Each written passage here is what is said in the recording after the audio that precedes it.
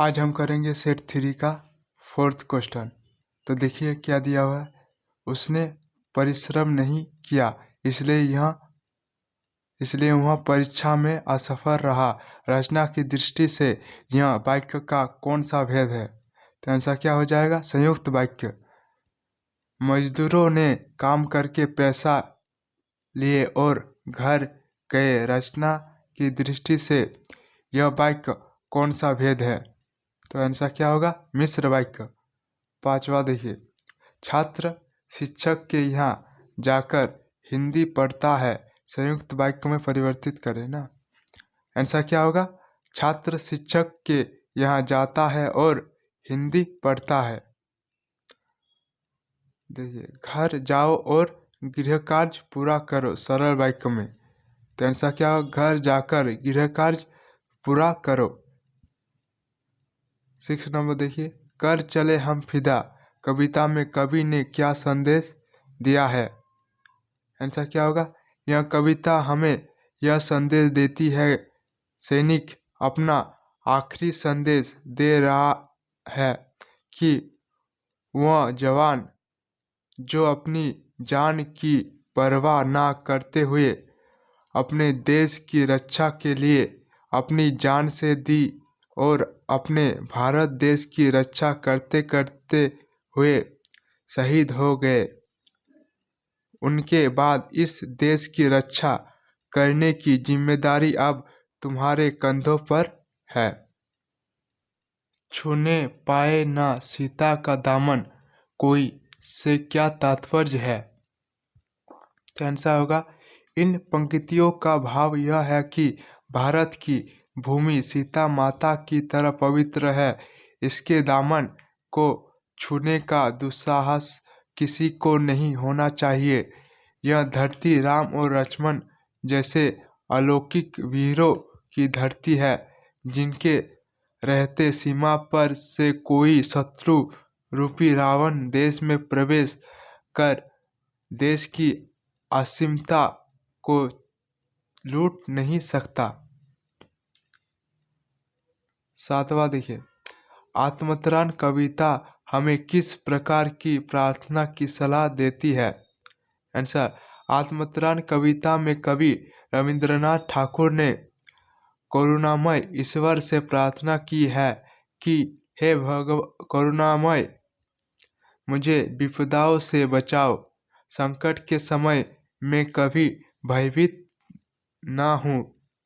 दुखों पर मैं विजय प्राप्त कर सकूं। बल और पुरुषार्थ नहीं हिले, हानि उठाने की क्षमता प्रदान करो। 8 नंबर देखिए, गिरगिट कहानी के माध्यम से समाज की किन विसंगतियों पर व्यंग किया गया है? तो आंसर, गिरगिट कहानी के माध्यम से लेखक ने समाज की कानून व्यवस्था पर व्यंग किया है। लेखक ने बताया है कि शासन व्यवस्था पूर्ण रूप से चापलूसों और भाई भतीजावाद के समर्थ अधिकारों के भरोसे चल रही है। व्यक्ति परिस्थिति के अनुसार अपनी बात को परिवर्तित करना अच्छी तरह से जानते हैं। प्रकृति की सहनशक्ति की एक सीमा होती है। प्रकृति के गुस्से का एक नमूना कुछ साल पहले मुंबई में देखने को मिला था। इस पंक्ति का आशय स्पष्ट करें। आंसर, प्रकृति की सहनशक्ति की एक सीमा होती है। प्रकृति के गुस्से का एक नमूना कुछ साल पहले मुंबई में देखने को मिला था। इस पंक्तियों का आशय यह है कि हर एक की अपनी सहनशक्ति की सीमा होती है, फिर चाहे वह प्रकृति हो या इंसान। प्रकृति के साथ मनुष्य खिलवाड़ करता रहा है, परंतु प्रकृति की भी एक हद तक सहन करने की शक्ति होती है। 9 नंबर देखिए, शुद्ध आदर्श की तुलना सोने से और व्यवहारिकता की तुलना तांबे से क्यों की गई है?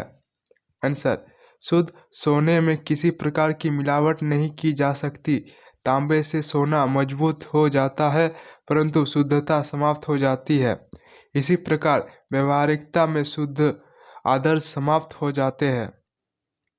10 नंबर देखिए, अनपढ़ होते हुए भी हरिहर काका दुनिया की बेहतर समझ रखते हैं। कहानी के आधार पर स्पष्ट कीजिए। आंसर, हरिहर काका अनपढ़ थे फिर भी उन्हें दुनियादारी की बेहद समझ थी। वे यह जानते थे कि जब तक जमीन उनके पास है तब तक सभी उनका आदर करेंगे।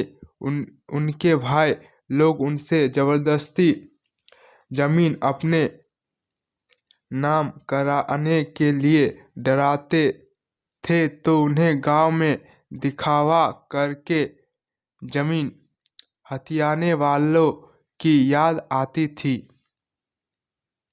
11 नंबर देखिए, किसी अस्पताल में प्रबंध पर असंतोष व्यक्त करते हुए अस्पताल के मुख्य चिकित्सा अधीक्षक को एक पत्र लिखे। आंसर, सेवा में सादर हॉस्पिटल धनबाद। विषय, व्यवस्थित प्रबंधन के संबंध में अस्पताल प्रबंध को आवेदन पत्र। महोदय, इस पत्र के माध्यम से मैं आपको यह सूचित करना चाहता हूं कि आपके अस्पताल में अव्यवस्था और अराजकता का माहौल है जिसका खामियाजा मरीजों को भुगतना पड़ता है।